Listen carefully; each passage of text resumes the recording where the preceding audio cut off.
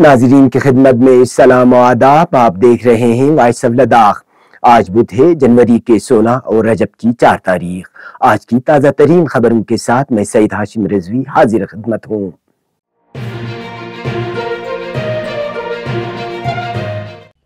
مقامی، قومی اور بین الاقوامی خبروں سے باخبر رہنے کے لیے چینل کو لائک، شیئر اور سبسکرائب کریں، ساتھ ہی بیل آئیکن دبانا نہ بھولیں. کرگل کے پشکم سے تعلق رکھنے والے ایک جوان کسان محمد شبیر کو گزشتہ روز پنجاب لدھیانہ میں ایک تقریب کے دوران نیشنل ایوارڈ سے نوازا گیا ہے. تفصیلات کے مطابق کرشی وگیان کیندر کرگل کے ایک نوجوان کسان محمد شبیر کو vice chancellor Punjab agriculture university professor S Gosal کے ہاتھوں نیشنل ایوارڈ سے نوازا گیا ہے.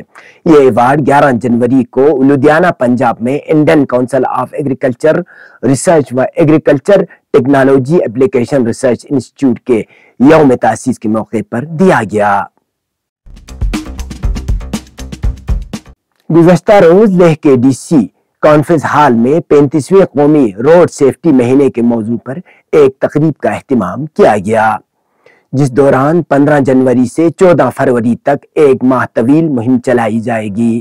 اس موقع پر لیہ کے ڈپٹی کمشنر سنتوش سکھا دیوے نے ڈی سی آفس لیہ کے گیٹ سے government girls higher secondary school Layyah تک نیشنل روڈ سیفٹی ریلی کو جھنڈی دکھا کر روانہ کیا.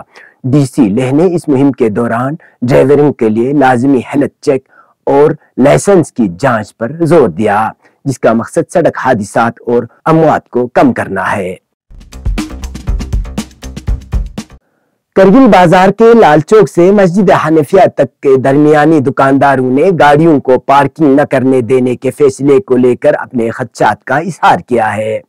دکانداروں نے ہمارے نمائندے کو بتایا کہ ٹریفک انتظامیہ اور پولیس نے لال چوک کرگل سے حنفیہ مسجد تک سڑک کے درمیان بیریگیڈ لگا کر گاڑیوں کو رکنے نہیں دیا جا رہا ہے، جس کے سبب ان کے کاروبار پر منفی اثرات مرتب ہو رہی ہے.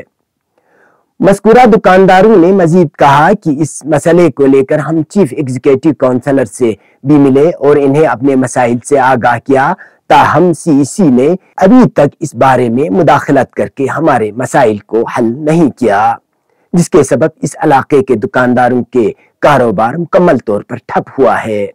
مزید دکانداروں نے کہا کہ اگر یہ سلسلہ جاری رہا تو ہم ہڑتال کرنے پر مجبور ہیں. ایگزیکٹو کونسلر ایجوکیشن لداخ پہاڑی ترقیاتی کونسل کرگل ذاکر حسین نے پیر کو کرگل پشکم اور شرگول حلقے کے مختلف سکولوں کا دورہ کر کے رہائشی سرمائی کلاسوں کے کام کاج کا جائزہ لیا. اس موقع پر اے سی آر کرگل محمد شریف، کونسلر شرگول حلقہ محمد جواد، چیف ایجوکیشن آفسر مشتاق احمد کے علاوہ دیگر متعلقہ افسران دورے کے دوران ای سی کے ہمراہ موجود تھے.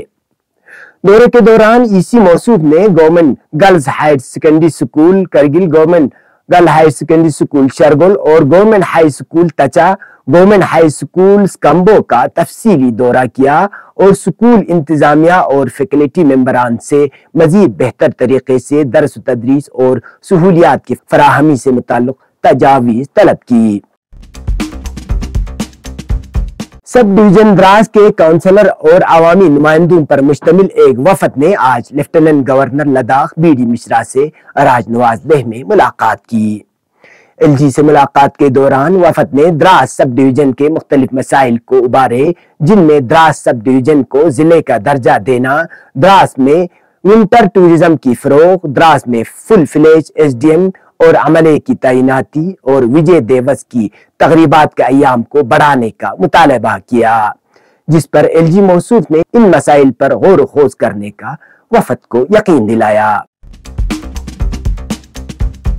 لداخ پولیس کی جانب سے موصلہ ٹریفک پلان کے مطابق آج 16 جنوری بروز منگل کرگل سے سری نگر اور سری نگر سے کرگل مقررہ اوقات میں دو طرفہ ٹریفک کو چلنے کی اجازت دی گئی، جس میں تمام چھوٹے بڑے گاڑیاں شامل ہیں. اسی طرح کرگل زنسکار سڑک پر بھی مقررہ اوقات میں تمام قسم کی گاڑیوں کو دونوں طرف سے چلنے کی اجازت دی گئی. گزشتہ 24 گھنٹوں کے دوران کرگل میں درجہ حرارت -8.3 ڈگری سینٹی گریڈ درج کیا گیا۔ اسی طرح لیہ ضلع میں درجہ حرارت -8.1 ڈگری سینٹی گریڈ، زنسکار میں کم سے کم -12.3 ڈگری سینٹی گریڈ اور دراس میں درجہ حرارت کم سے کم -11 ڈگری سینٹی گریڈ ریکارڈ کیا گیا۔ اب پیش قومی اور بین الاقوامی خبریں۔ راہل گاندھی کی بھارت جوڑو نیائی یاترا کو منی پور میں عوام کی غیر معمولی حمایت ملی ہے۔ یہاں جگہ جگہ سڑک کے دونوں جانب کھڑے ہو کر عوام نے راہل گاندھی کا خیر مقدم کیا۔ راہل گاندھی نے کبھی بس میں تو کبھی پیدل چلتے ہوئے جگہ جگہ عوام سے ملاقاتیں کی اور کچھ مقامات پر خطاب بھی کیا۔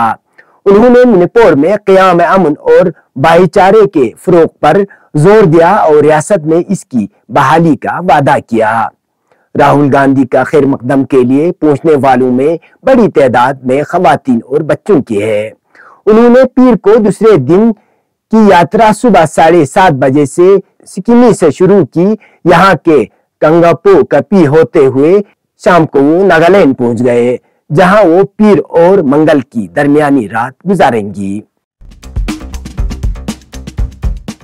ملک کی کئی ریاستوں میں سردی کی تیز لہر چل رہی ہے۔ اس دوران پیر کو دلی، ہریانہ اور پنجاب میں درجہ حرارت کافی نیچے گر گیا تھا۔ محکمہ موسمیات کے مطابق دلی میں درجہ حرارت 3.3 ڈگری ریکارڈ کیا گیا۔ یہ اس سیزن کا سب سے کم درجہ حرارت ہے۔ محکمہ موسمیات کا کہنا ہے کہ شہر کے کئی علاقوں میں شدید دھند چھائی ہوئی ہے۔ اتوار کو کم سے کم درجہ حرارت 5.2 ڈگری ریکارڈ کیا گیا۔ یہ پیر تک سیزن کا کم ترین درجہ حرارت تھا۔ محکمہ موسمیات کے مطابق دارالحکومت دلی میں صبح 6 بجے کم سے کم درجہ حرارت 7 ڈگری ریکارڈ کیا گیا تھا۔ اردو دنیا کے مشہور و معروف اور منفرد لب و لہجے کے شاعر منور رانا کا 71 سال کی عمر میں انتقال ہو گیا۔ لکھنؤ کے پی جی آئی ہسپتال میں انہوں نے آخری سانس لی اور وہ طویل عرصے سے بیمار تھے اور بتایا جاتا ہے کہ گردے اور دل سے متعلق عارضہ لاحق تھا۔ اطلاعات کے مطابق منور رانا طویل عرصے سے وینٹیلیٹر پر تھے۔ منور رانا 26 نومبر 1952 کو اتر پردیش کے شہر رائے بریلی میں پیدا ہوئے۔ البتہ انہوں نے اپنی زندگی کا ایک بڑا حصہ مغربی بنگال کے دارالحکومت کلکتہ میں گزارا۔ منور رانا خاص و عام میں بے حد مقبول تھے۔ ان کے انتقال پر پوری اردو دنیا میں غم کی لہر دوڑ گئی ہے۔ منور رانا کے پسماندگان میں ان کے اہلیہ کے علاوہ فرزند اور 4 بیٹیاں شامل ہیں۔ ذرائع کے مطابق سپاہ پاسداران انقلاب اسلامی کے جاری کردہ اعلامیہ میں کہا گیا ہے کہ خطے میں ایران کے خلاف جاسوسی کے ہیڈ کوارٹر اور ایران مخالف دہشت گردوں کے ٹھکانوں کو بیلسٹک میزائلوں سے نشانہ بنایا گیا ہے۔ بیان میں کہا گیا ہے کہ ان حملوں میں ان مقامات کو نشانہ بنایا گیا ہے جہاں کرمان، راسک اور شام میں ہونے والے حملوں کی منصوبہ بندی کی گئی اور ان میں ملوث عناصر ان مقامات پر موجود تھے۔ سپاہ پاسداران انقلاب اسلامی کے بیان میں کہا گیا ہے کہ ایرانی عوام کے دشمن جہاں بھی پائے جائیں گے انہیں نشانہ بنایا جائے گا۔ سپاہ پاسداران انقلاب اسلامی کے جاری کردہ تیسرے اعلامیے میں کہا گیا ہے کہ عراقی کردستان ریجن میں قائم اسرائیل کی خفیہ ایجنسی موساد کے ایک اہم مرکز کو بھی بیلسٹک میزائل سے نشانہ بنا کر تباہ کر دیا گیا۔ شام کے مقامی ذرائع کے مطابق سپاہ پاسداران انقلابی اسلامی کے بیلسٹک میزائلوں نے ادلب کے جبل المساق نامی علاقے میں دہشت گرد گروہ تحریر الشام اور حزب الکردستان کے ٹھکانوں کو نشانہ بنایا ہے۔ واضح رہے کہ داعش خراسان کے نام سے مشہور دہشت گردوں کی تربیت اسی علاقے میں کی جاتی ہے اور اس کے بعد امریکہ انہیں دہشت گردی کے کارروائیوں کے لیے ایران میں داخل ہونے کے لیے افغانستان منتقل کرتا ہے۔ قابل ذکر ہے کہ ایران میں IRGC میزائلوں کے فائر پوائنٹ سے اس علاقے کا فاصلہ 1200 کلومیٹر سے زیادہ ہے، جو ایران کا اب تک کا سب سے دور مار میزائل آپریشن ہے۔ مبصرین اس کارروائی کو ایران کی طرف سے غاصب صہیونی حکومت کے لیے ایک واضح پیغام قرار دے رہے ہیں۔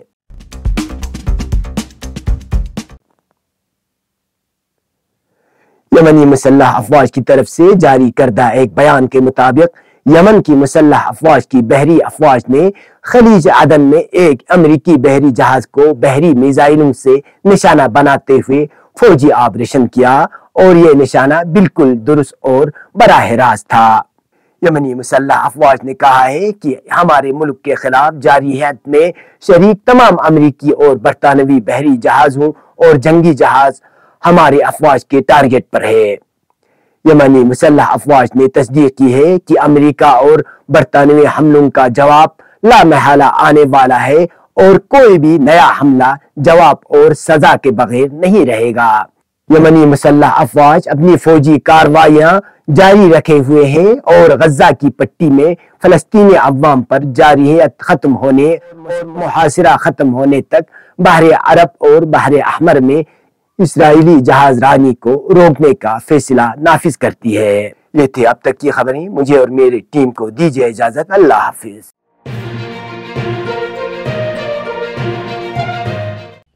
مقامی، قومی اور بین الاقوامی خبروں سے باخبر رہنے کے لیے چینل کو لائک، شیئر اور سبسکرائب کریں، ساتھ ہی بیل آئیکن دبانا نہ بھولیں۔